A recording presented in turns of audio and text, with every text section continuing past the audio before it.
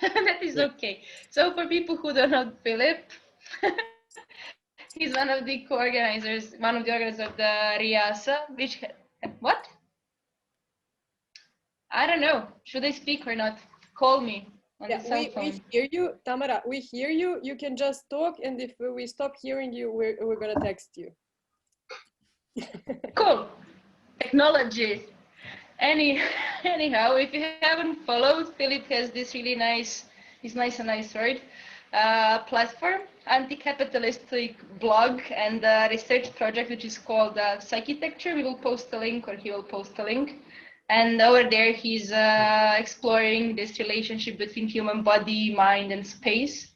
And I guess that is a very nice short introduction. And I guess he's doing very well with his studies, and we wish him all the luck with the future exams, and for him not to be overly stressed about it.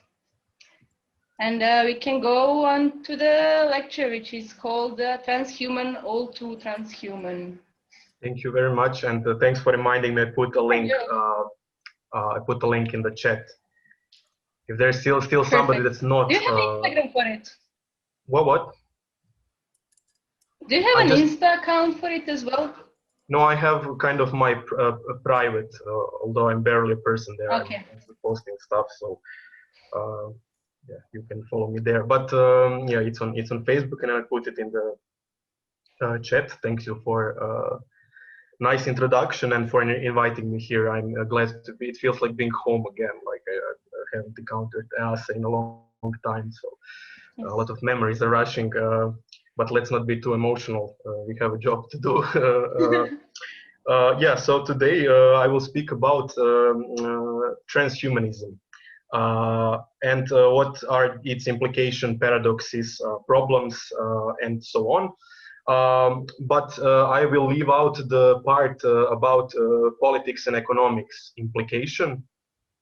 Which is to the great surprise of those who maybe know me better, but I won't talk about political aspect of technology because I decided today to do it more in a meditative, philosophical way to deal with the most abstract layer of this topic, and which is considering the nature of our consciousness, our relationship of the body and environment, and maybe some, let's say, finer like philosophical stuff. And they will be tackled through some famous thought experiments from philosophy of history of philosophy, also some cyberpunk movies and pop cultural examples. So I hope that everybody will be kind of in tune with at least some of the themes, which are very current in my opinion, because like the current situation in which we are culturally situated is the one of the chaos and decay, and which gives the impression that physical reality really is something that we want to leave and abolish. So that's the impression we have, because in cyberspace, like there is no this typical Buddhist classification of suffering. You know, there is no birth, death, old age, sickness. So there are a lot of reasons why today we experience a lot of thrill and delight with this topic of abolishing material boundaries, transcending space, body, and leaving it behind. Sorry to interrupt. Could you just share your screen? I don't know if you. Yeah. This is just the. This is just the intro. Sorry. Yes. You thought that it's still going on. But thank you anyway, because it can happen. Yeah, also I'm glad that yesterday there were Iva Čukić and Ana Đokić, so I don't have to be anti-capitalist on duty. That part is done, so we can deal with philosophy today. My claim is also that far from this transhumanism being something foreign to human civilization, I argue that actually it reflects our ancient dreams of dwelling in the imagination, which were only somewhat allowed by rituals, aided by drugs or by art in general. And I also like to say that there is a thin line between intellectual stimulation and mental masturbation. And today's lecture is kind of trying to walk through this thin line. So let's begin, and let's dive into the dimension of zeros and ones. I will also turn off mic if that is possible. Just a second.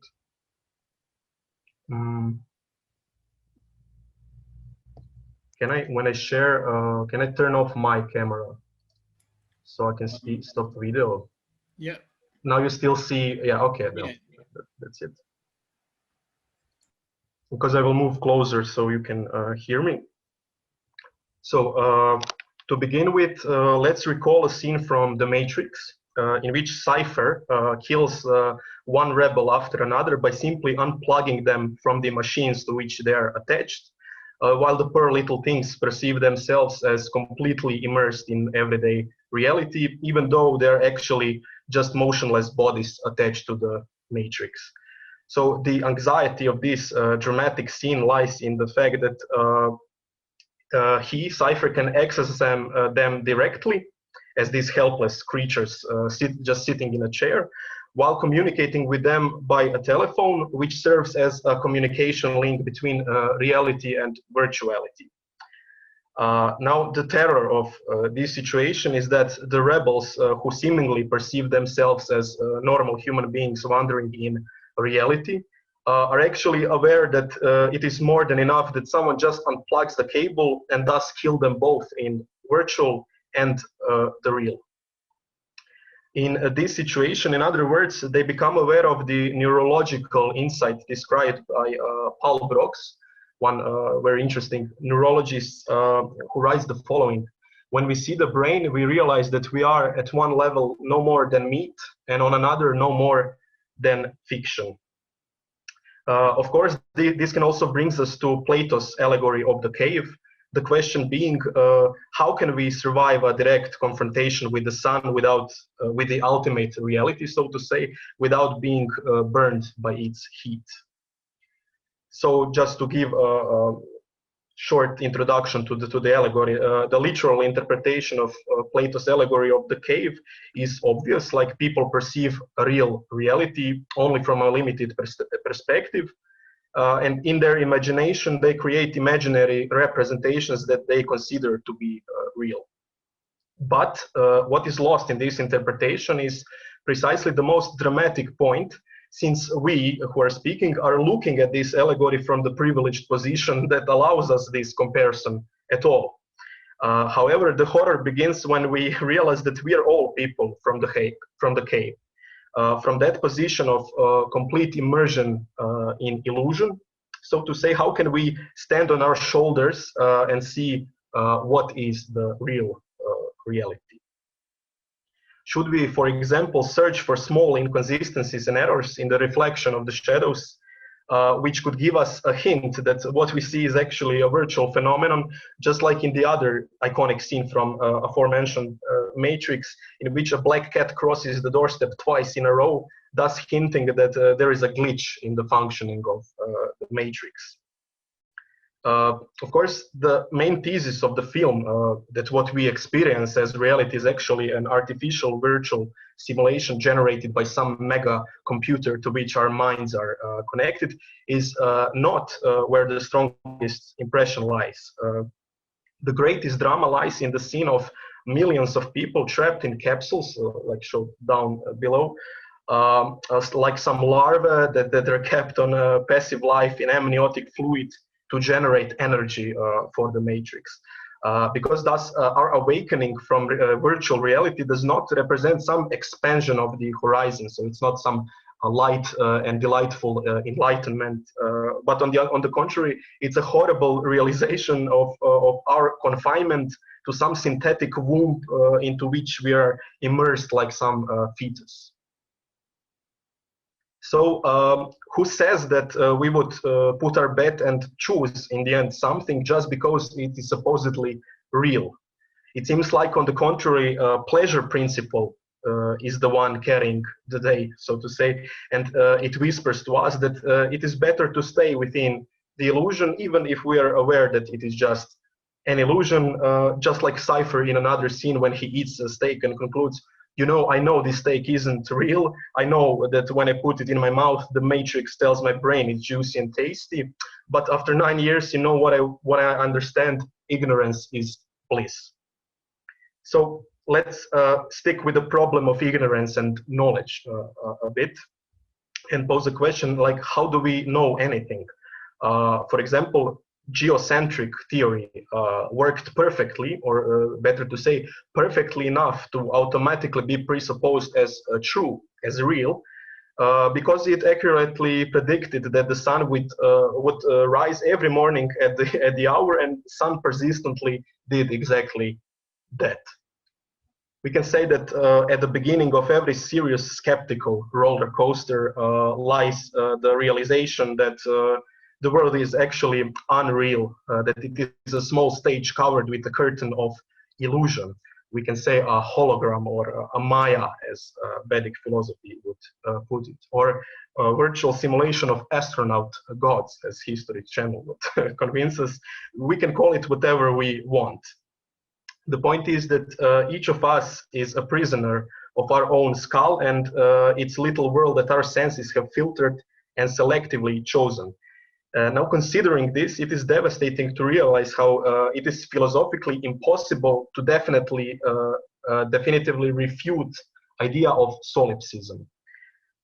Also, just to shortly explain, the aforementioned solipsism states that there is nothing but one's own mind and mental states. So it means if I have certain knowledge only of my own mind and my own mental states, then I cannot know for sure that there are minds of others, of other people, and that there is an outside world in general. So I am forced to claim that I know for sure that there is only my mind and my own mental states. The idea of solipsism also intersects with other thought experiment from philosophy known as philosophical zombie, insofar as it assumes that all other seemingly conscious beings actually lack true consciousness, and as such they only show the properties of consciousness to the observer, who is the only conscious being. So for example, if you took a knife and you stab theoretical philosophical zombie, he would show all the normal human response to the stabbing, but without him feeling anything inside. So there is nobody behind the screen, so to say, who is actually experiencing the quality of emotion. In his, you see 15 slides in, and there's Zizek already. In his book Parallax View, Zizek deals with this issue of zombie hypothesis I mentioned, and he concludes the following, which will be very important for the point I want to bring afterwards. So he says, and it's written on the slide, we don't really know if people around us have minds, or they're just robots programmed to act blindly. However, if I really knew the mind of the person I'm speaking with, intersubjectivity would then disappear. So he would lose his subjective status and turn, for me, into a transparent machine. In other words, not being knowable to others is a key feature of subjectivity, of what we mean when we attribute the mind to others. You really have a mind only if it is completely opaque to me. That's the point Zizek concludes. So what makes the zombie hypothesis wrong is that if all people are really zombies, then I can no longer see a person with full consciousness in myself either. So why am I mentioning all this, and what does it have to do with the domain of transhumanism? In the wake of previous line of thoughts, the central anxiety of the Westworld series is not that inhuman replicants could become aware and rebel, but that the real people, in fact, may not even be aware. That we ourselves are, in other words, nothing but replicants. So a literal interpretation of this anxiety would be that we are all created biomechanically, and simply as such, we are not conscious. We find similar examples in other works, in other movies that are dealing with this problem of artificial intelligence, such as the example of Alex Garland's film Ex Machina. I hope you watched it. It's really one of the better, newest sci-fis, I would claim. So there is a situation in which a protagonist doubts his own realness, his own humanity, and at some point he cuts his own hand open to check if he's a human being at all, or he's also being subjected to some brutal experiment.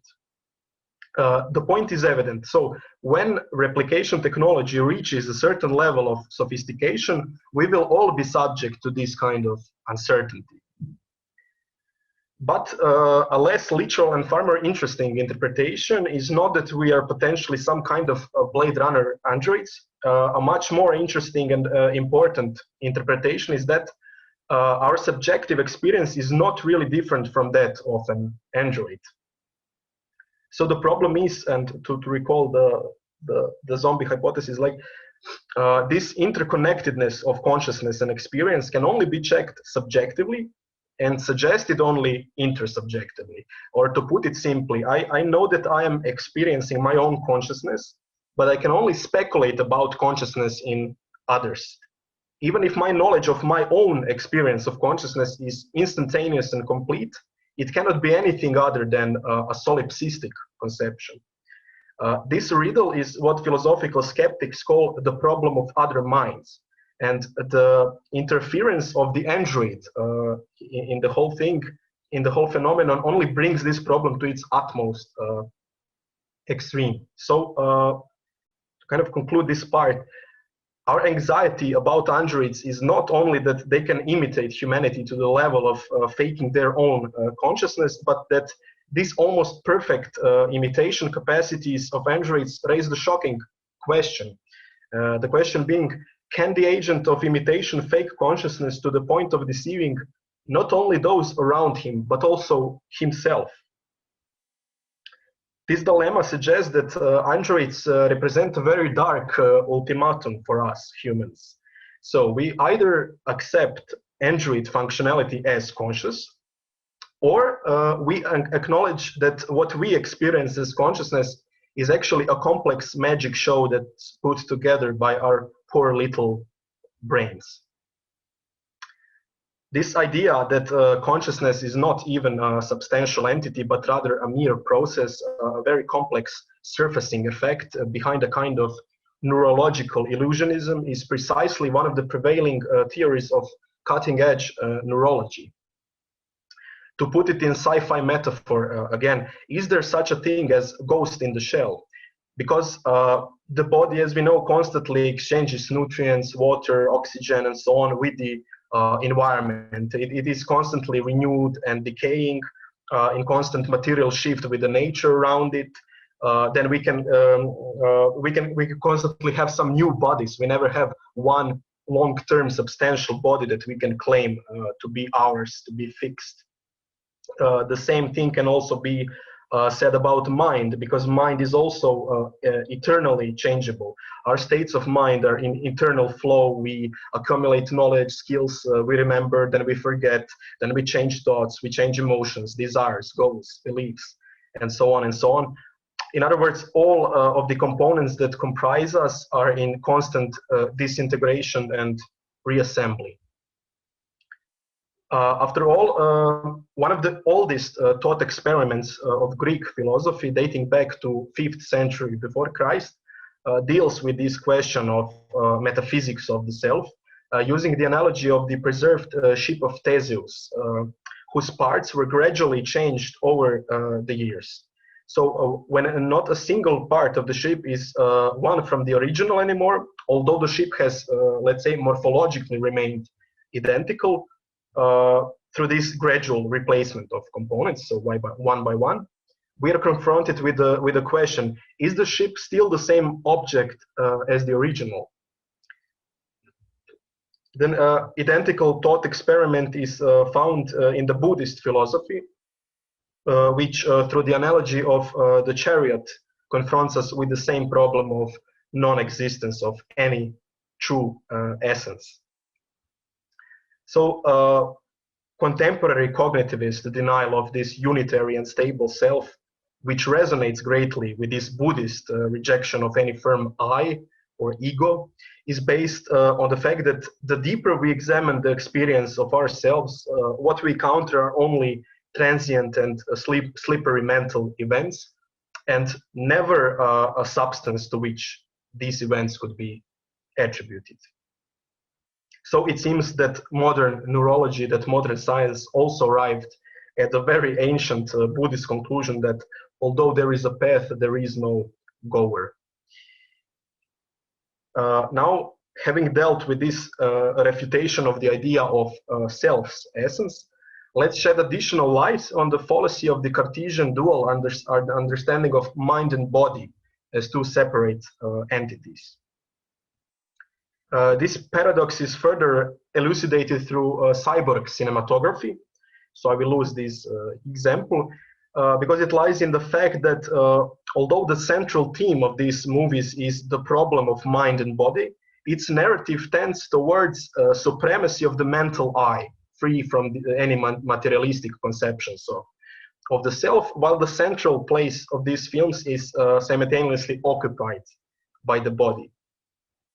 So what does it mean? In the movies, the confusion leads also to the frequent implication that a cyborg without a biological mother, or we can say a replicant, loses his human status, while those humans who are born and later on transformed into cyborgs, like by subsequent augmentations, they somehow retain the privilege of this true I.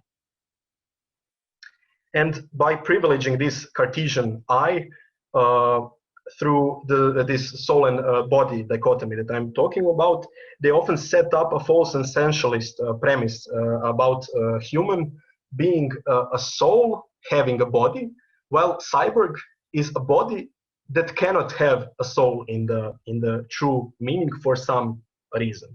So here we come to a paradox. Like although cyberpunk seems to rely on technology and is fascinated by it, it is at the same time very anti-technological, conservative, or even technophobic. So what are the alternatives?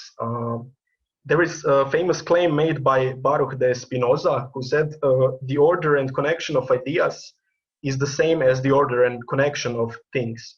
So according to him, the body and modes of thoughts are the only things that we observe, which also confirms that man is the unity of body and spirit. We find a similar attitude, although more poetically put, of course, in Nietzsche, otherwise a self-proclaimed Spinozist, who when he says the following, the body is the great mind. The tool of your body is also your little mind, which you call the spirit, the little tool and toy of your great mind. So this equivalence of mind and body means that the theme of corporeality for us represents the same as the theme of mentality. They cannot ever be viewed as opposite or separate entities. But what if we go a step further and reject the notion of subjectivity as such, being unique and coherent? The postmodern state of affairs tells us how the subject is dissolved, intricate, plural, and fragmented. So from this perspective, any essentialism of one's own I is considered an ideological fallacy and a somewhat nostalgic illusion. To that extent, cyberspace is offered to us only as a virtual amusement park and a polygon for very dark enlightenment through the realization of our post-human condition. Kevin Robbins comments on this with the following words. New virtual technologies today offer a space in which postmodernity is resisted or accepted. It is a space where real-world imperatives and demands can be raised and transcended. In the postmodern context, this can be seen as a turn towards the aesthetic justification of life. In other words, aesthetics writes off every ethics. So maybe cyberspace ultimately confirms the dark realization, again made by Nietzsche, who said that our existence is only bearable as an aesthetic phenomenon. Ethics, of course, is a question of our sociability, of our relationship with others, because man alone is immoral. So as virtual reality represents the solipsistic realization of our dreams, any space for ethics has been abolished there. This kind of subjectivity is antisocial and thus amoral. It abolishes dependence with any kind of external objects, other human subjects included. So, in other words, welcome to the schizophrenia without borders. Peter Weibel looks back at this observation and describes virtuality as a psychotic space that governs reality by hallucinatory wish fulfillment, shouting the war motto, virtual reality everywhere. Cyberspace is the name of this psychotic environment, where the boundaries between desire and reality are blurred. Donna Haraway is largely responsible for launching this critical discourse around virtual reality in cyberspace. In her essay, The Cyborg Manifesto, she states that cyborg is largely defined by transcending boundaries, by its fusion of human and technological. So she sees in cyborgs the possibility of reinventing nature and announcing colorful new relationships between people and the world. Haraway writes, for example, that we are all chimeras, theorized and fabricated hybrids of machine and organism. In short, we are cyborgs.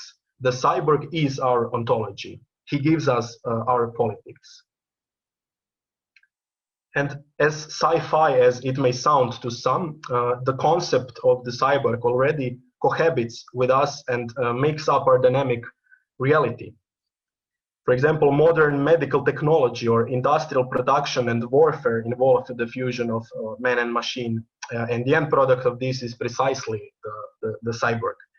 In a broader sense, like using biological augmentation, medical operations, implants, prostheses, glasses, hearing aids, wheelchairs, or neurochemical engineering through drugs, or for example, psychotropic mental enhancers, as guys in the Silicon Valley like to do, we are already on a transhumanistic path of self-transcendence. Haraway poses this provocative question, why should our bodies end at the skin? Because if they don't end at the skin, the bodies open up the potential for fusion with the machinic in order to increase their areas of agency and function. Let's look for a moment at this transhumanist thesis of this permutable relationship between body, technology, and the environment through the prism of phenomenology. So Martin Heidegger, everyone's all-time favorite Nazi philosopher, puts the term Dasein, or in English, being here, or simply it's sometimes translated as presence. He puts it at the center of his phenomenology, where the primacy of the spatial component for the definition of being is evident from the term itself. It says being here. And Maurice Merleau-Ponty extends this thesis, concluding, among other things, the following. The body is our general medium for having a world. The body is the vehicle of being in the world, and to have a body for a living being means to merge with a certain environment. Moreover, while talking about this cosmic bodily pervasion with the environment, let's also consider the issue of the dichotomy of nature and technology for a moment. Here, Peter Sloterdijk can come to our aid, presenting the following thesis. What the designed space has in common with nature is that it takes on the role of total environment. By being thoroughly man-made, however, it is at the same time nature's complete antithesis. And needless to say, this point is super important, especially for us architects, designers, and urban planners. By the way, the essay is called Architecture as an Art of Immersion. If you're interested in it, I can send it to you. Generally, I can send you anything after the lecture, just contact me. Thus, it is not the case that shaping and transforming existing environment is, so to say, unnatural to us humans, nor can we return to some ideal state of primordial natural harmony. technology and design, and I use this word design here, of course, in the most broadest sense, they're precisely the proof that we are not comfortable in such a nature. We considered it unfinished. And so gradually changing the existing nature, we changed ourselves back. Indeed, we could even argue that it is the only thing we have been actively doing for the past 200,000 years since the advent of anatomically modern human. There is no essence of the human, in other words. The concept of the human is challenged by current knowledge, processes, forces, tools, technologies, and let's not forget viruses. They all cohabit together with us and make up our dynamic history. We are what we are precisely because the beginning of the human race was conditioned by our increased capacity to understand the world outside ourselves as part of ourselves, as our extension, in other words, continuation, prosthesis. So we are not so special in a way of having some presupposed essence, but precisely because we have developed our unprecedented ability to incorporate the world into our body. Although the use of tools is not reserved only for humans, as it is of course present in various animal species and as well as machines. Machines also use tools. What is, however, fascinating is level of use of those tools that are designated for memory and thought, that is, tools for writing and creating art. And why is this so important?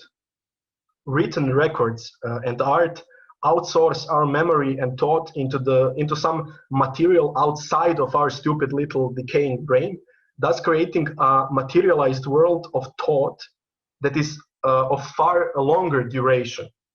It is precisely this ability that allows us to have this fascinating phenomenon that we call history. In other words, we have become seemingly different from nature primarily because we have never started from scratch, so to say, since our collective memory is always already outside our body. If transhuman, as we have concluded, began the moment we consciously set out to change our environment, then human, as a fixed definition at some point in history, never ever even existed. So human does not have some fixed nature. On the contrary, human is a being of constant self-transcendence in interplay with its environment, tools, and technology. And this realization is the main point of transhumanism.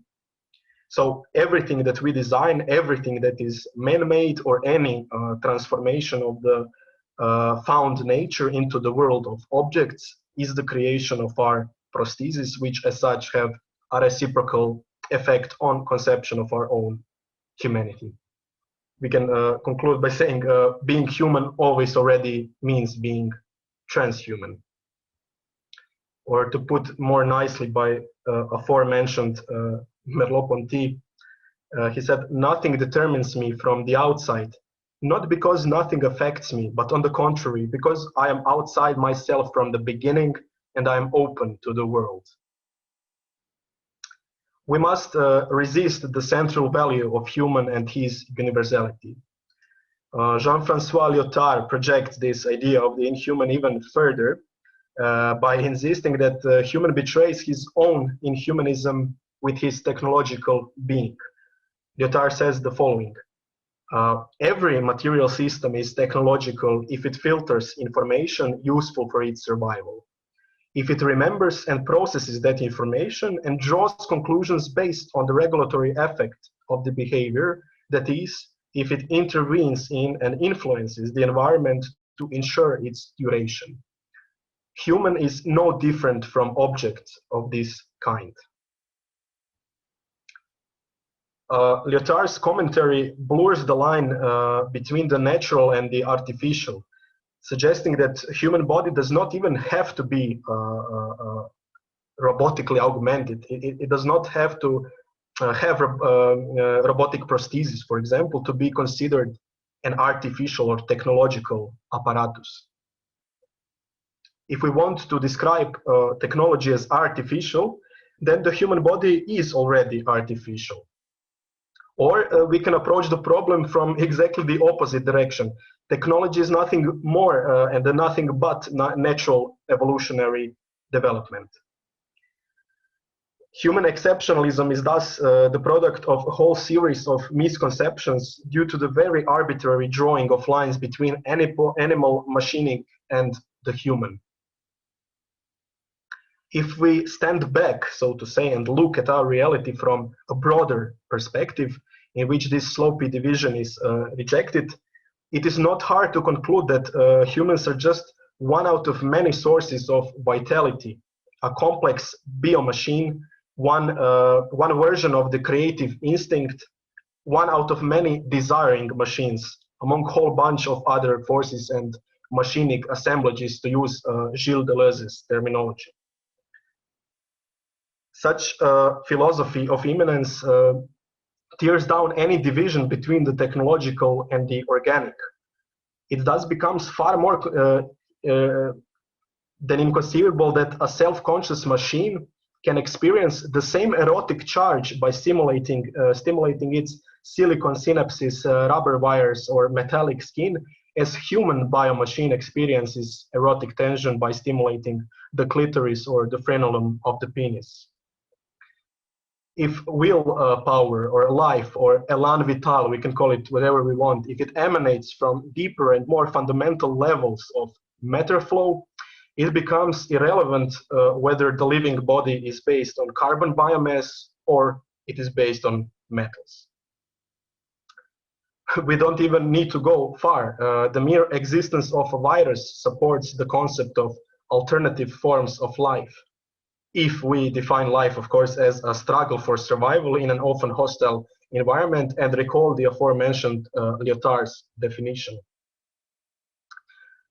Furthermore, complexity theory suggests that at a certain stage of development, artificial intelligence systems can spontaneously mutate using so-called emergent processes and thus reach higher levels of organization, perhaps even consciousness and self-awareness. And at this stage, we are talking about artificial life, and to call it artificial only means to raise the question of how we even know or how we can prove that we are the only real and even the most developed species, or even the most developed form of life, let's say. So speaking of these arbitrarily set boundaries and differences, the emergence of AI as the ultimate orgasm of technological progress and transcendence of existing nature does confront us with a profound dilemma that we persistently refuse to accept. The dilemma is the following. In this absence of an unambiguous definition that would distinguish artificial from human intelligence, it seems that artificial intelligence seems to be in some way that which cannot yet be replicated. In other words, every time scientists expand the capacities of artificial intelligence, these new capacities are then subtracted from what was previously thought to be exclusively human behavior. So this brings us to the following naive attitude. If a machine can do it, then it cannot essentially represent the essence of human. Now, if you followed the whole line of thought, such a conclusion is, of course, wrong precisely because it eternally pushes this stupid, fictitious boundary between human and artificial intelligence. I purposely put here the examples of music and painting that was generated by some AI algorithms, because it is usually the art that we kind of ascribe ourselves as the highest proof of our uniqueness and unchangeability or unprecedented place in nature that we take because we can do it and nobody else can. We can pose ourselves a provocative question then. Will we wait for the moment when all abilities and qualities we ascribe ourselves as exclusively human will be replicable in technological form down to the smallest detail, in order for us to finally acknowledge that this essence of human intelligence, emotion, thought, memory, conscious experience, and so on, does not really exist. In the end, we may even be faced with the irony.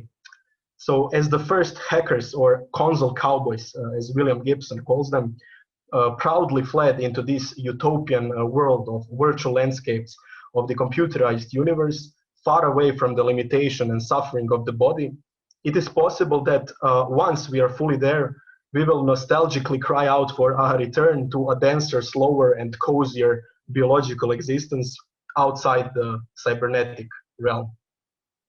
Even Donna Haraway, that was mentioned before with the Cyber Manifesto, she later on in an interview recognized and acknowledged the annihilating impulses of her narrative of disincarnation, aware that she had made a transcendentalist fallacy through the confusion of consciousness and computation. And this danger is common in discussions about technoculture when we forget for a moment the nature of our bodily existence. The fact that we are material subjects who experience their own objectivity precisely because we sweat, bleed, and suffer, also knowing that we can inflict the same pain and suffering to others. The limitations and finitude of our flesh is important. In pain and suffering lies the strongest reminder that we are the body, and to know that we just have it as one of mere material objects. It is precisely this material fact that is the foundation of every moral attitude.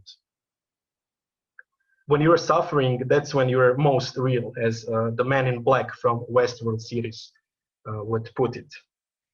To conclude with, I'm rather leaving you with the question. It says, can we truly imagine and fully comprehend this deeper post-humanistic break with the semiotic systems of our current world? Thank you very much for your attention. That would be it. Bravo.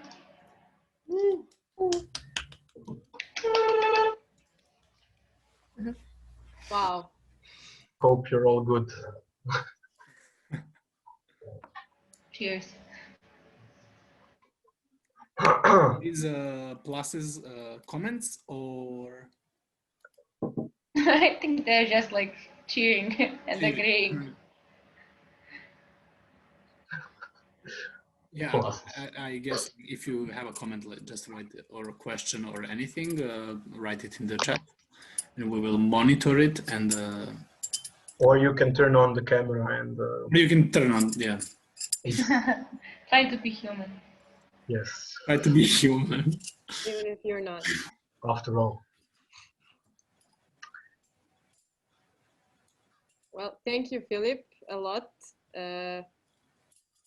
It was amazingly interesting what you proposed today, what you taught us in a way.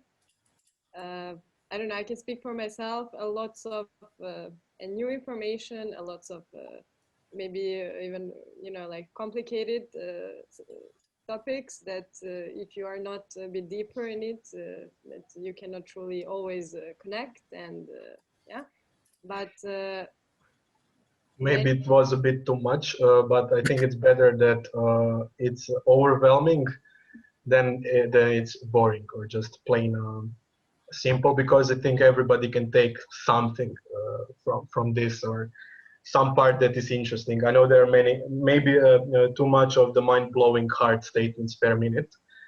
So it makes it a bit overwhelming, but thankfully it's filmed, so it can be rewatched, maybe slowed down if anybody is interested to hear it again. But thank you for the comment.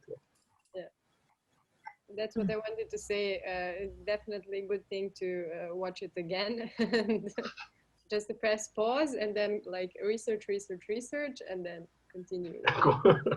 Watch the whole movie or the series to understand.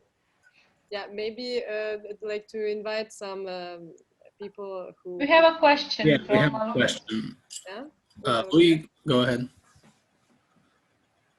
Hey, I love the talk. It was brilliant. I'm just thinking, you mentioned,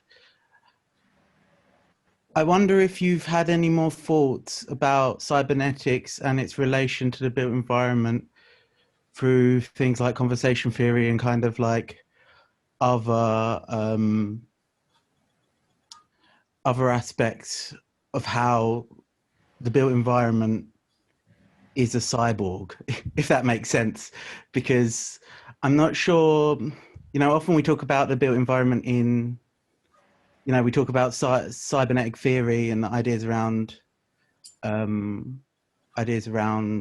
cyborgs as, well, I mean, I can try, honestly, like when I saw that it was you that turned on the, I knew that the hard question was coming. Because you spoke a lot of... I mean, I'll try, if I understood you right. I think we can definitely watch the city in terms of cybernetic metaphor. It's actually, Igor is here, who sent me recently the quote from, just a second, I think I even posted on Psychitecture. It's actually dealing with the feedback loops and how we can propose. Yeah, so instead of my answer, I will actually read what Dejan Sujic said in the language of cities. So here it goes. He said, cities and the urban equivalent of, cities are the urban equivalent of artificial intelligence. So there you go. You start with the most basic circuits that simply distinguish between on and off, or between building and absence of the building. As you add more and more components, you can eventually build something that comes to a semblance of life. A digital chess player that will beat a grandmaster, a car that can drive itself. So the accretion of urban ingredients, the house, the factory, the warehouse, and so on and so on, eventually creates something that transcends the ingredients. So I think we can also connect that with this complexity theory that mentions emergent processes.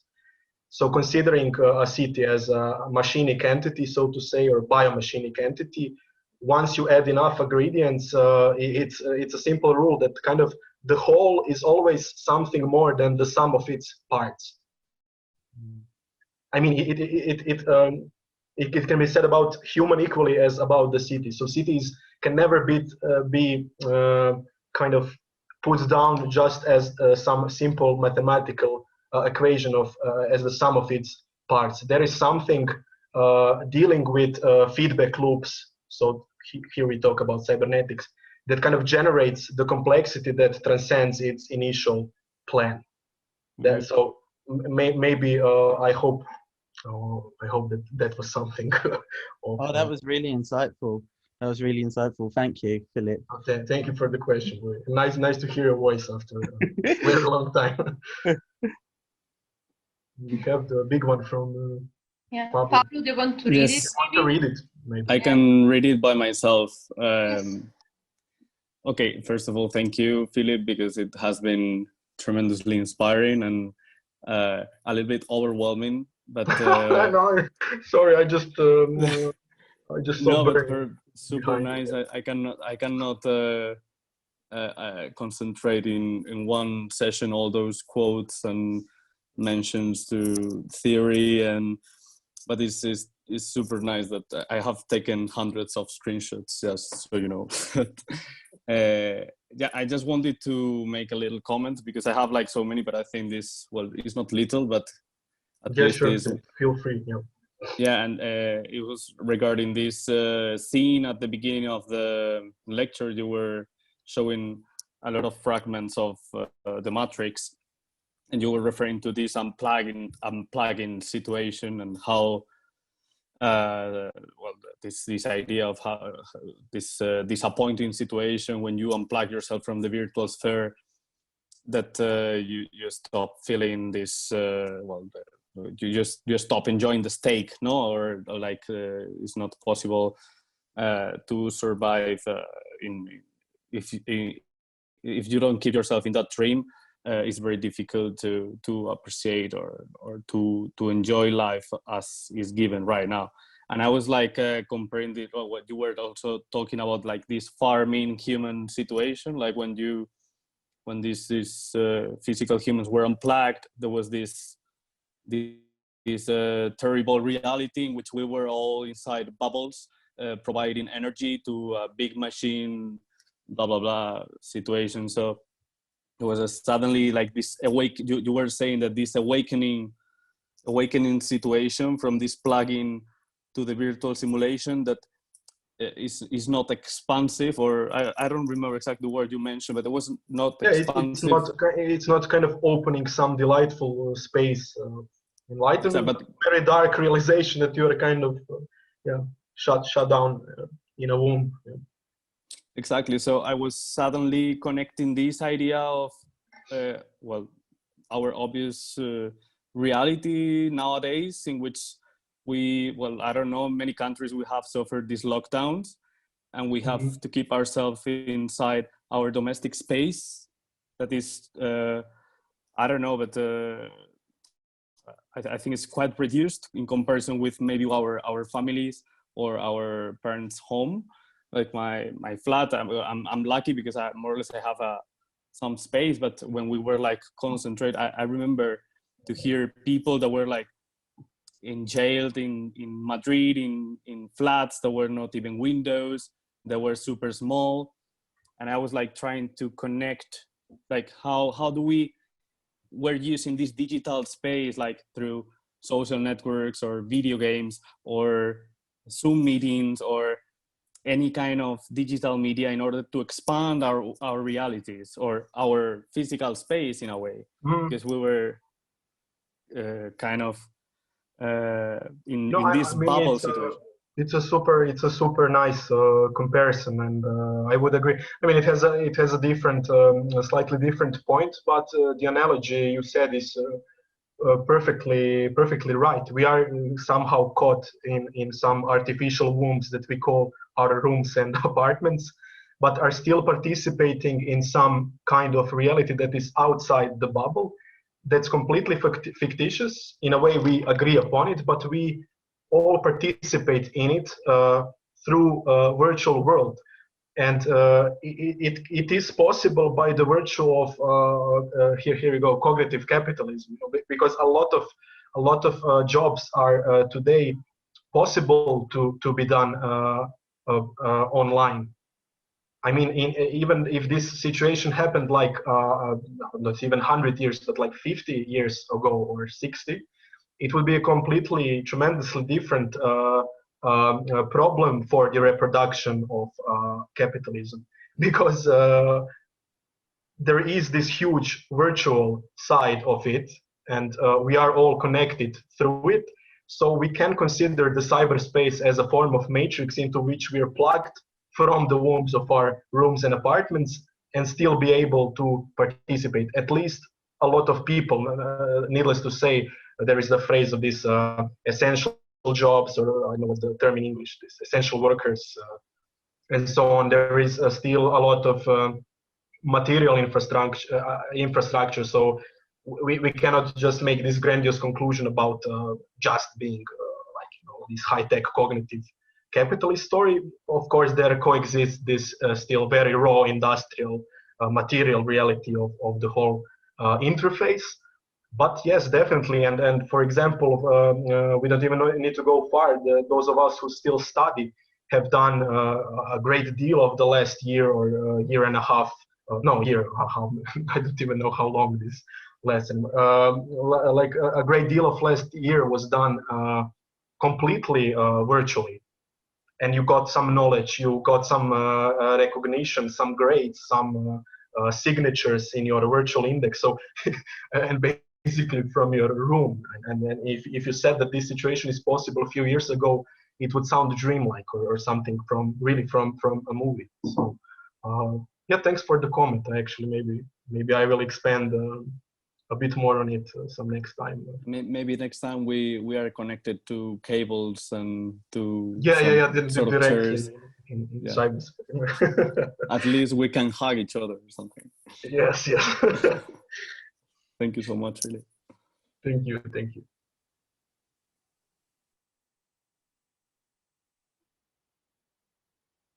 how Pablo made a comment that this situation would have never happened 50 years ago.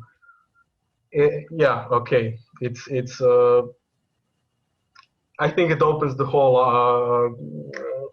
other area of how Corona even emerged, the connection with ecology and so on. So I maybe want to enter in. Like, in a certain way, I didn't even mean it in the matter of like, without the society we have now, the Corona won't have came up, but more that the fact that we for the first time really bring kind of political response, taking such a huge space in our lives, really is due to the fact that nowadays every job is totally possible online. So there is no fear of pushing everyone to stay close at home just because like this over-connected world, I don't know who I am to judge that it's over-connected, but my point, over-connected world is actually letting possible that we end up being closed inside.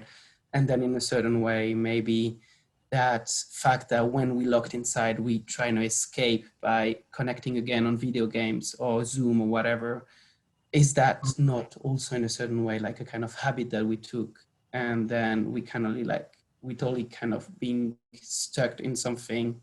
I don't know how to explain that, but in a certain way. No, I think I completely I get the point. Pushing us into a self-fulfilling kind of bad theory to push us to be connected even more because we already are, so we have to be more, and so on and so on. We have a question from Vilius, and Vilius, would you like to read it? No? Or we can read it, or you can read it by yourself, Filip, and then... My mic is not working. So he says, what do you think the implications in appropriation of physical space by different species, bio-techno, would come from the transhumanist enlightenment if it comes? Just let me read it one more time. It's a big again. It's funny, like, because two weeks ago I had basically the same lecture just in Croatian on this festival that our faculty is organizing, and the questions were completely more in a way like, if you can augment yourself, which part of your body would choose? Or you know, it was, and this is really like high philosophical shit. Okay, so what do you think the implication of? Well, I mean, isn't that already happening? Like, what could be the implication? Kind of one of my points was that we already cohabit our world, so cities including, with other biomechanical techno forces. I think it was there's this publication by Liam Young called Machinic Landscapes, who is pointing in some of the interviews and analysis of how much of our physical environment is actually already completely humanless, just the machinic infrastructure that holds the whole economy, the virtual world, and our cyber identities, for example, that all have some kind of, whether you want it or not, they have some kind of physical hardware, some physical interface that we're plugged in. So they kind of cohabit our reality, but they're far from our eyes. They're not usually like in the main cities or on the squares, but they're somewhere in some industrial halls, warehouses, and there are more and more of these spaces. Just they're so much put aside from our view that we don't even realize how much this virtual reality is actually physically transforming, and also the growing economy connected to transport. There is the whole part about the harbors and fully automated harbors and transport, inter-Atlantic transport and topics like that. So I can send you, Vilius, the Liam Young Machinic Landscapes. I think it will greatly enlighten you in the light of this question of cohabitation with biotechnical species. If I understood your question correctly, maybe I didn't, but hold on, please. That's pause. Elena, comment? I'm not even sure if it's a comment, or thought or whatever. It's like I feel that Okay, I understand. Like you, the human is a machine. It works like a machine, and as soon as we realize it, it will manage to see us things more clearly. But like now, for example, with the Corona thing, everything is monitored. Like the surveillance and like the scanning and all of the things that it comes under the skin. It measures our heartbeats and everything, and this is of course emotions and our reaction to things, and how do we perceive, like okay, when I look at the screen, where do I see, like do I see at the boys or the girls, or do I see at the, I don't know, pink or the, and of course this is also another cybernetic whatever feedback loop that will afterwards bring me some advertisement and stuff. But yeah, and then we have this realization that we are and we don't like it. We are against it. We are against monitoring us, like our biometric whatever characteristics. I mean, we obey, I guess, but still we don't feel comfortable with it. But then at the same time, we are all the time trying to monitor like every aspect of the nature. I mean, not the nature, but like the conditions. We are all the time creating these conditions, and like the skyscrapers and the airports and all of the things that are super sterilized spaces. Like sure, yeah. They're like super controlled spaces with no virus, nothing can enter or live inside or survive. In a way in some form of continuous interior, like you exit your apartment into the car, yes, you go to the airport, yes. you exit in another city and then enter a cab to your apartment. So when you kind of connect the dots on that line, there are sometimes even whole days without, especially in this situation when you don't even consume the exterior world. So I think maybe that. Sorry if I have interrupted you too early. Did you have? It's okay. It's a discussion. I'm just like thinking, like we see our body. If we see our body like as a whole, and then we see like this, we don't consume the exterior, but we consume it. But in that case, we don't consume it. It cannot apply like this parallel we have about the human bodies. It cannot be applied to our environment, let's say, somehow. I think, I don't know. Yeah, I mean that kind of thing bring us to the Sloterdijk quote that like designed space is already the total environment. Thus, it kind of emulates nature, but it is man-made, so it's complete antithesis. Like it always becomes paradoxical when things go that far.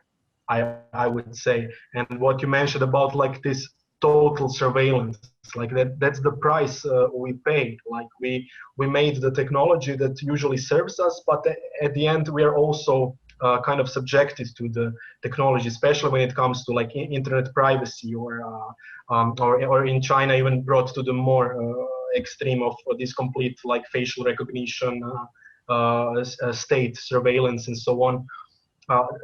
I mean, it's almost funny and romantic how some anti-vaxxers have theories about little nanochips being put in the vaccine. I mean, I always say it's so cozy and romantic to think that they have to chip you to know everything about you. I mean, Google knows everything about us for a while. It's also there is a remark made by Slavoj Žižek who said, I'm almost nostalgic for the old communist times, like when you were talking on a phone and then you heard some, and then you knew that they're listening to you. Now you're listening to all the fucking time. So it's a completely different regime of reality we live in. But as I said, like when things goes very far, then there are some paradoxes that happen. For example, if we are all in this total surveillance, then it's as if nobody is watched, because if we are all watched all the time, then it becomes a new standard of privacy. Like, I mean, sometimes I'm joking, let's all just upload our naked pictures on the Facebook or internet and put our data if we don't have to hide anything. Like, what's the deal? Like, let's put it all in the cloud and let's be transparent. Maybe we are entering some other regime of our identities and how we consider us. but it's creepy. I mean, it's very creepy considering what we said in the solipsism thesis. You know, you are not, you're opaque to others. Nobody can see through your mind. And this seems as if there is somebody watching us all the time and that knows everything about us. So that's kind of why we find it so intrusive. It's as if the not just that our privacy is being confronted by, but the whole realness of us being non-transparent to the world is being completely dissolved. Like we are already up there. We're in some kind of virtual reality, and maybe even our identities can be completely copied. And then I have another association like with the text analysis. Like artificial intelligence programs can already emulate a text that sounds like you know, from the hundreds of messages that you post.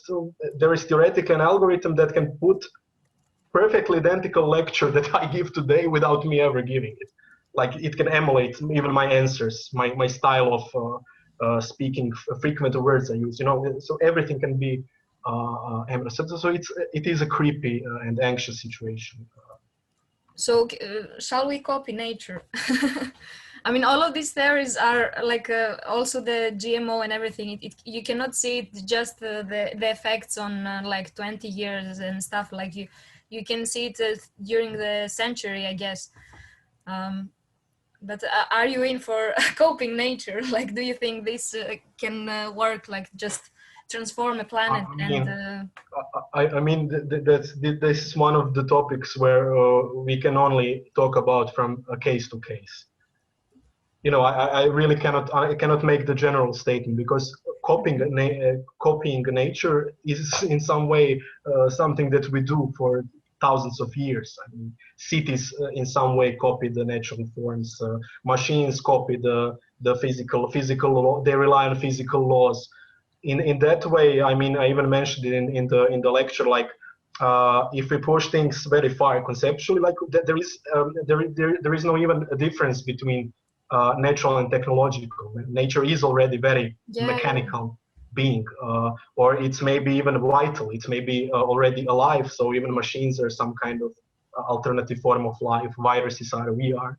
So I mean, I really tried purposely to push things very far in this lecture to not even be sure, like where to draw the lines, like technological, natural, human, non-human, cyborg, or flesh. You know, that, because there are no. It's really the arbitrary lines we draw and which we presuppose. That was all the Photoshop with the masks and the filter on different places.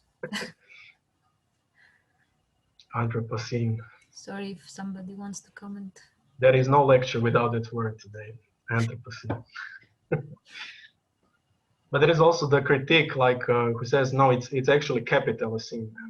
Needless to say, I'm on that side of the theory, because even Anthropocene sounds in the Corona situation a bit romantic, like we are the main shaping force. And look at us now, like we're trapped in some stupid rooms watching each other on the screen. But capital is still flowing. We are not. We're tied. So yeah, Anthropocene, I wish.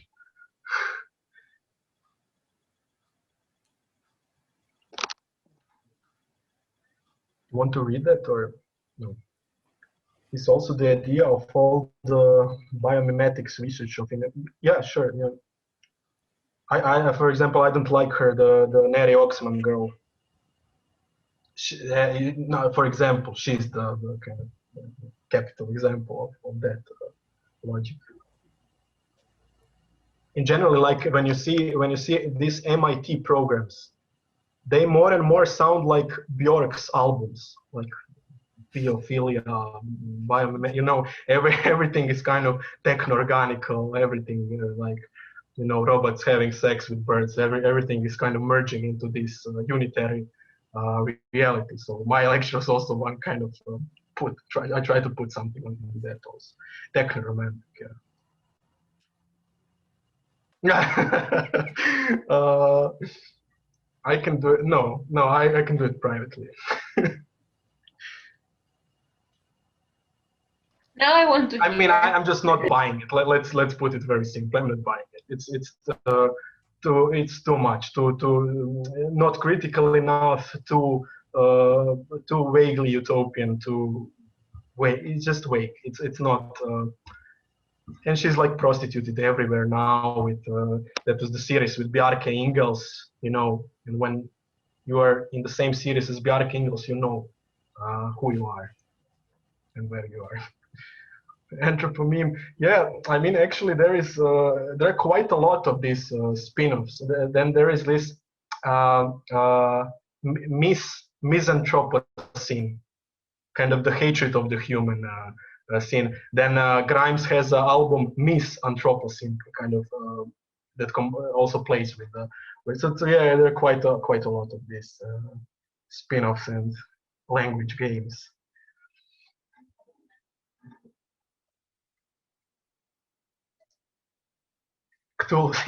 Okay, Willis, you watched the Rosie Braidotti lecture. She's the one to watch. Watch Rosie Braidotti, not Neri Oxen. I will even now leave it in the in the chat. Just a second. So I can We have a comment.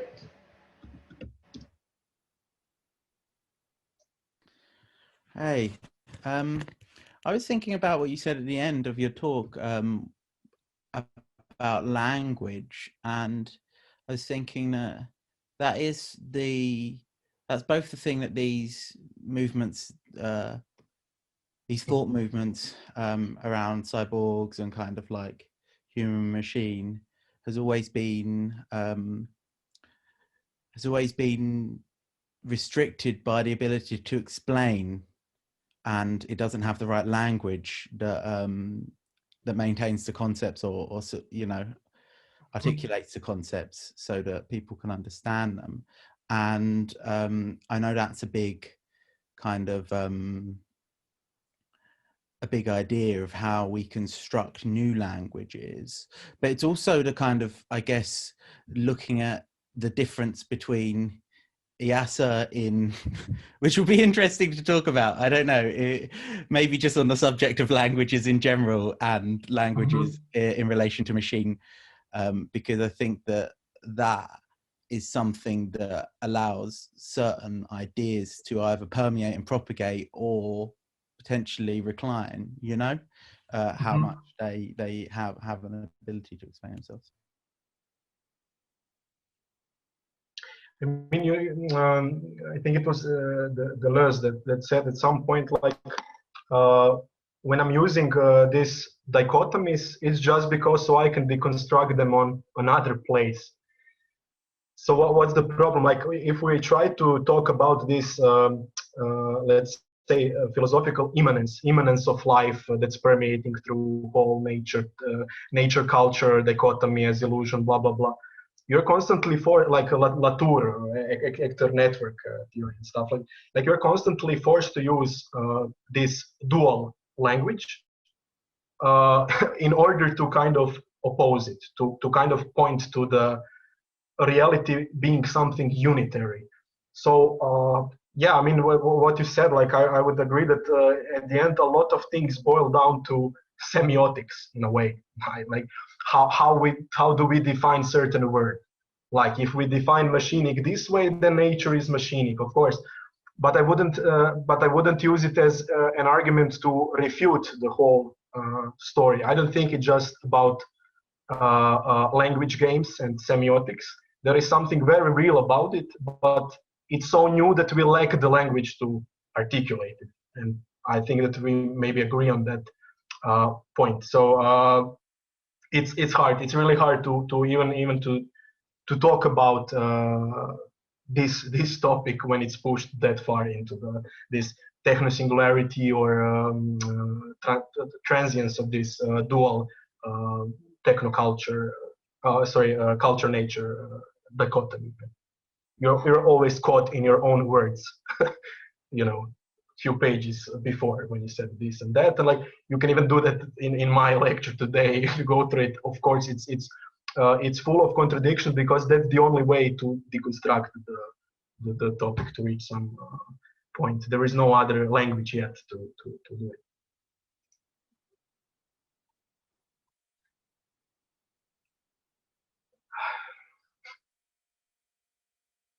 Okay, nice. There were a lot of participation. I like that. It could be more. We are far too Comment. busy. But anyway, these are really tough topics. Like, and I'm actually super impressed that you like. This looks like a work of like a dissertation project. Like what you show, like your. You see, and I cannot even get a diploma. I'm kidding. I'm just I'm a nerd, but take everything I say with the grain of salt because I don't even study philosophy. For those who don't know me, I also study architecture, so this is not my let's say native knowledge. But I'm really like, as you can maybe see and feel, I'm really deeply into it. I love it and I explore it, and I have great passion for this topic, of course. But yeah, and I can never get tired. Like I could go. And we have one more comment from Pablo. Yeah, and so first of all, another Pablo. First of all, like thanks again for that enormous and great lecture with amazing visuals to me. And the comment then is maybe like a way to go back to some maybe like more basics question on the old topic and taking our body as kind of mechanics in itself. The way you were explaining also how we try and increase with technical extra thing out of our body, like the way our skin can become a connection to the world around. I'm really like kind of wondering what's in a certain way for us, like a real question for all of us, the point of trying to always add new perception modus, which will at the end just make us increase the amount of information and data that our brain has to kind of just read and develop when we see that just through a conversation between two people facing each other. We already have a big struggle kind of understanding what the information that we try to pass to each other, which leads to a lot of a kind of quiproquo all the time. And so what's the point trying to increase that much with biomechanical or just mechanical impute our body perception? And that question for me makes even more sense for us architect in the point that maybe trying to understand it, if you make the connection with the building we're making kind of a body for our souls, why are we then trying to keep craving for new technological materials for our constructions? Especially all this area of the connected materials, and then why are we still like on the rush and running to kind of get them? Well, now I will maybe get a bit too dark, but I'm a nihilist to begin with. Like there was no point to begin with, so we are not going like anywhere. It seems like this, this flow and this transition and constant change is end in itself. It's just the stupid nature of life that wants to procreate and go on and change and grow. And like the moment you pose like the question, what's the point in it, the depression starts. Like, there is none. There was never one to begin with. We are not here by our will. We are thrown in this world, and we try to make the best out of it. We try to have fun, and we try to maybe build sex robots to have more fun. Like there is no ultimate answer to that. But the great paradox that we're now caught in is maybe summed up in what Virilio says about technology. Like the invention of car was also the invention of a car crash. Yeah, definitely. And when you add like every new technology, it intrinsically brings its problems and its opposite side. And now the level of complexity is so fucking enormous and huge that you can find problems on every corner, in every detail of our life that is augmented. So I think that's maybe the right question is question of measure. Like when at which point do we not expand the capacity of our bodies, but are actually, our bodies are becoming retarded in a sense of not using the already present abilities and capacities. Now, to get more architectural, you know, Super Studio, when they're talking about super surface, alternative form of life, they kind of propose the complete different take. They say, let's return to the body and live in the world without objects. That's actually the subtitle of the whole project. So the world without objects, because then we will be tied only to us and ourselves and our bodies, which will expand what is already here, which is our greater, they say, I think the phrase is greater psychic potential to comprehend life. I mean, of course, it's a bit new agey, utopian, but I think there is something very deep about it. There is a lot of wisdom and knowledge and skills already present in our bodies, and we should kind of weigh at which point we are kind of obstructing what we already possess. We don't need that much technology, but there is no like general formula. That's a very personal question. Like, you have to see for yourself what is it that I don't want to be. For example, I'm obsessed with physical books. I could never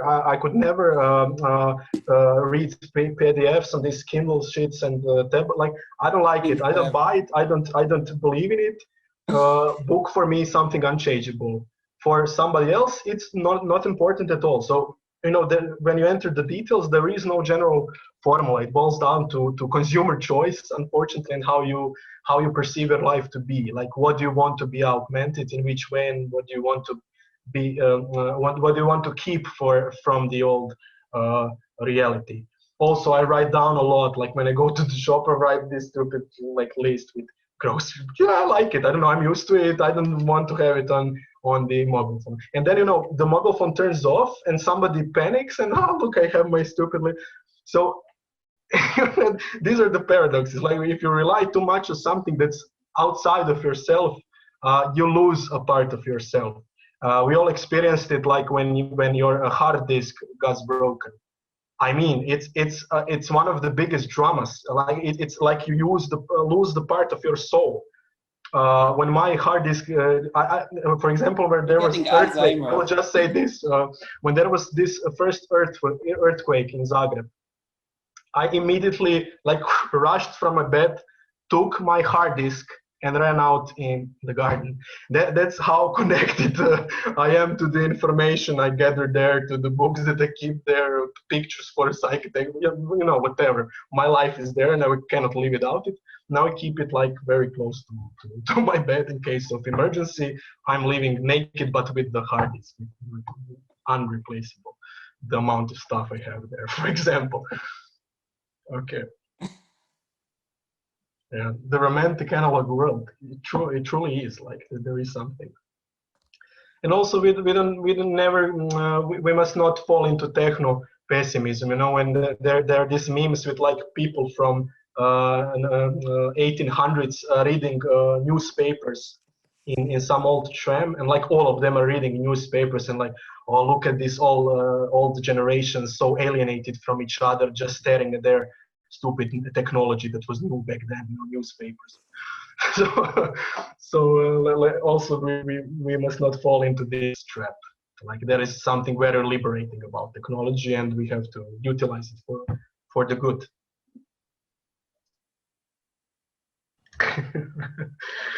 Oh, we're ready for the Silicon Valley. Yeah, Silicon Valley guys. Like, biggest junkies in the world, basically. Berghain cannot compete with Silicon Valley with the amount of acid they take. That's also kind of augmentation, neurochemical, like drugs expand your capacity. Like, that can also be the topic of itself. There's also one, I recently read one very, very good essay called Narco Capitalism. I think it's a Danish philosopher who relates especially cocaine to the functioning of capitalism. like how much cocaine there is in the system of people who are running the system, which means that it's basically some kind of actor network, let's say, choreography between drugs and people all the time, because we need to push constantly this high level of performance, productivity, all these big capitalist notions. We need to keep the drive. So we already cohabit with drugs in some way. Not even to mention alcohol and basic everyday, hopefully not every day, but like once a week, substances and so on, coffee. Are we done? I think my voice is already. I need to augment my. What's the name for it? Voice cords. If no one has any more. Aha. Oh, Pablo is destroying it. Tired.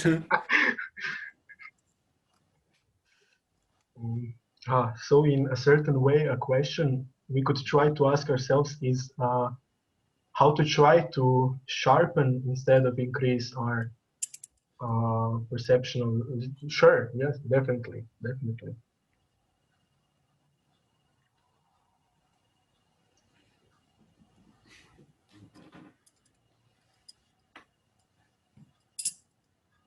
Well, if there is no more comments or questions, I would like to thank again Filip for doing this on such a short notice and doing this like in right before his project like deadline tomorrow.